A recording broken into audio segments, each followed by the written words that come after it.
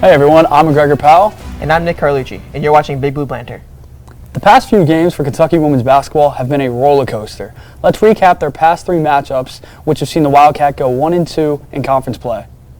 In their bout against Texas A&M, an undersized Wildcat squad was held to its third lowest point total of the season in a 61-44 loss to the Aggies. Kentucky extended its losing streak to 6 that following Thursday when Auburn guard Honesty Scott Grayson dropped 22 points to sink the Wildcats inside Neville Arena. She's a bucket getter. The Wildcats would break that losing streak on Alumni Day, taking down a Florida Gators squad 81-77 inside Rupp Arena to earn their first win since January 21st. Alumni Day saw Kentucky women's basketball celebrate 50 years of being a varsity sport, recognizing the past 5 decades of the program with over 90 alumni in attendance.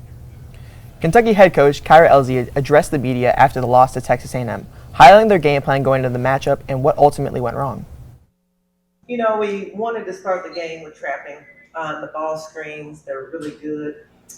Playing out of the ball screens, obviously they have a lot of talent, and we were undersized compared to them. So wanted to come in, try to make some plays defensively, fly around, and maybe take them out of what they wanted to do offensively. Several times I thought once we got the rebound, we had numbers and advantage. And we have to be able to 2-on-1. We've been working on that in practice. We have to be able to finish those plays, either finish at the rim or get fouled. Didn't think we did a great job of sprinting our lanes. We were too bunched up, so the guards should be out, sprinting to the corners, point guard in the middle of the floor. Our first post down should be at the rim, so our spacing wasn't good. So didn't get the looks that we wanted. And then offensively, when we move the ball from side to side, 4 to 5 passes, we're working inside, good things usually happen. It's when we panic offensively and we hadn't scored. Now everybody wants to, everyone's trying to score because we're trying to win, but that causes us to take some shots that are probably not in our best interest. With the past few games out of the way, let's throw it over to Ali and Colton to discuss where the problems reside with the program and how it's affected play. Guys, what's been going wrong with LZ in this run? Well, Ali, the problems with this program have been obvious. I mean, this is a team that has just won 5 regular season conference games in the past 2 years. Despite a change in scenery that has seen Kentucky go from their home court at Memorial Coliseum to the storied floor at Rupp Arena, the Cats have been nothing short but an all-out blunder as they inch closer to the postseason. While the regular season has been a plague for this team in the past 3 years, they somehow managed to muster up postseason runs that have overshadowed disappointing regular season campaigns.